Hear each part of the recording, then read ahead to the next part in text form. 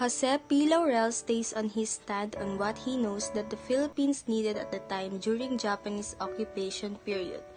In one of his meetings with the PCPI, while laying down in a hospital bed after being assassinated, he told everything what our country needs, regardless of what the Japanese wanted. And from there the Japanese sees the similarities to the 1943 Constitution that JPL have made. Even though there are some changes that the Japanese wants to make, like the absence of military conscription, JPL did not approve of it and he stayed on his stand. Because of being a part of the Japanese-sponsored independence, for the Filipinos, Jose P. Laurel was seen as a pro-Japanese, but little did they know is that Jose P. Laurel is taking in charge of everything to make the country a better place. There was even a time that Filipinos joked around with the meaning of PCPI, saying that it only means please cancel Philippine independence, and they thought that Philippine independence was just for a show by the Japanese so they can easily get our country. They have no trust at first with Jose P. Laurel. But in the very first place, the Japanese have already said their intention and all they want is for Filipinos to participate with them. But what is really PCPI means and its function? PCPI is a preparatory commission for Philippine independence, and ginawa ito ng mga Japanese to have a concrete or definite step towards Japanese-sponsored independence. According to Theodore A. Agoncillo, a historian, he stated that JPL promotes strongly about nationalism during the Japanese-sponsored independence.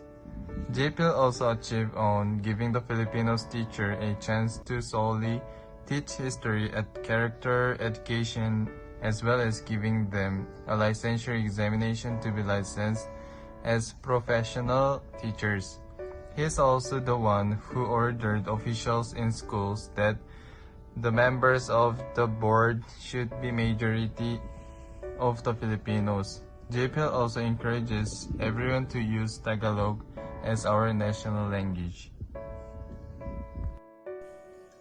To solve the poor economic condition during those times, he encouraged Filipinos to start farming rice and other foods, and since then, the economy has elevated positively. In one of his speeches, JPL stated, "No one can love the Filipinos more than the Filipinos themselves." And during to his speech in Kampisanan sa paglilingkod sa Bagong Pilipinas, a semi-political organization that the Japanese has created to replace all pre-war political parties, he stated, "One nation, one heart, one republic," that made it into the newspaper everywhere. During the Second War in Asia and Europe, the Japanese military presence dominated the Japanese-occupied Philippines, and even though independence had been declared, the Laurel government had to sign a pact of alliance with Japan.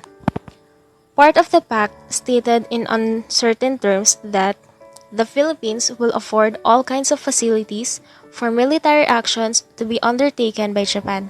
The Philippines and Japan will closely cooperate with each other to safeguard the territorial integrity and independence of the Philippines.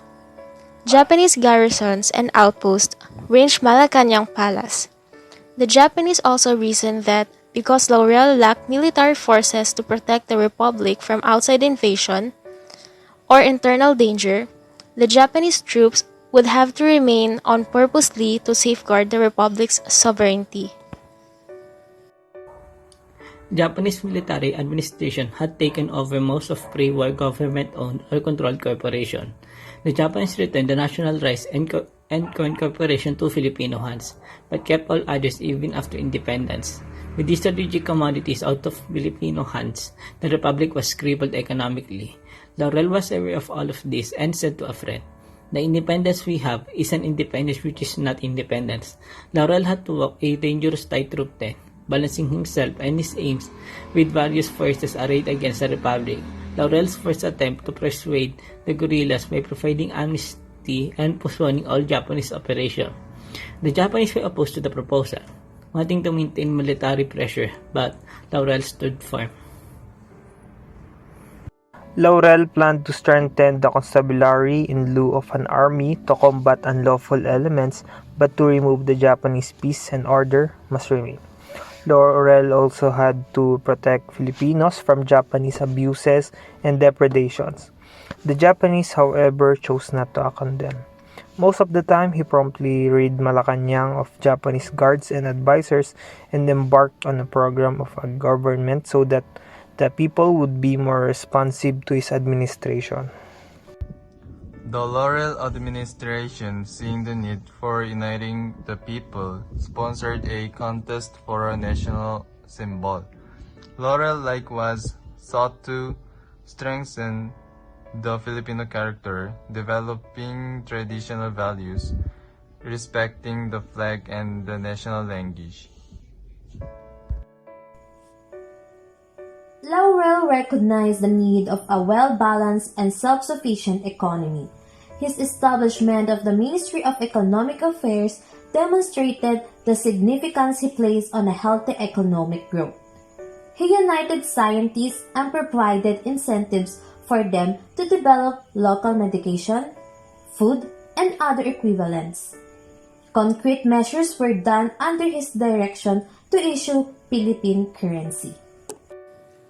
In the limited time that he had, Laurel also tried social reform and was even able to distribute actual land titles to the residents of the Buena Vista estate. The Japanese had hoped Laurel would follow their prodding and hints and act as a puppet president, but they were disappointed. Laurel was clear on where his loyalties lay, in the Philippines and Filipinos, and he stood up to the Japanese by pressing them to make the Philippine independence real. Japanese attempts to pressure Laurel to declare their war and mobilize Filipinos to fight together with Japan, and it was strongly resisted by the president. Laurel argued to Japanese leaders that the country could not afford fighting another war just until American carrier-based bombers struck Manila in September 1944, and Laurel had no choice. When many of their demands and ambitions were blocked, some Japanese men even plotted a coup to replace Laurel with someone more obedient and symptomatic to the Japanese cause. Actual preparation for the coup had been undertaken, but the more sober Japanese commanders were able to persuade the radicals not to pursue that course of action for fear of alienating the Filipino people totally. With the return of the Americans, the Japanese did mobilize a seemingly pro-Japanese armed organization. They virtually forced Laurel to attend the inauguration of the group, and then forced Laurel and his cabinet to evacuate to Baguio and later to Japan. The Second Republic effectively ceased to function with the departure of President Laurel from Manila. It was officially dissolved by Laurel upon the Japanese surrendered to the Allied powers in August 1945. Jose P. Laurel might look like a puppet for spending years with the Japanese during those period, but his nationalism and love for this country is still important for him. He manages to fight and pursue the Japanese to fix and provide the needs that our country is suffering from. No matter how the Japanese pursue and force him to be in favor of their demands, Laurel stays on his stance and fight for our country.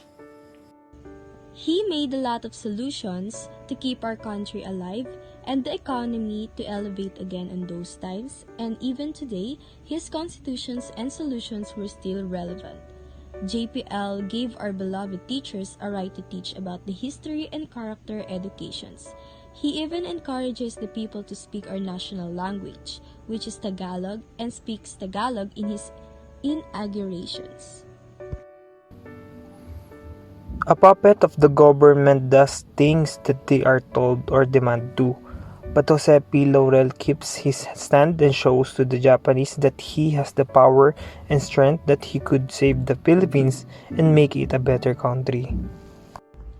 It is absurd to see how Filipinos sees JPL as a Japanese puppet in the government, while he does everything that he could to save the country and putting his life at risk as well.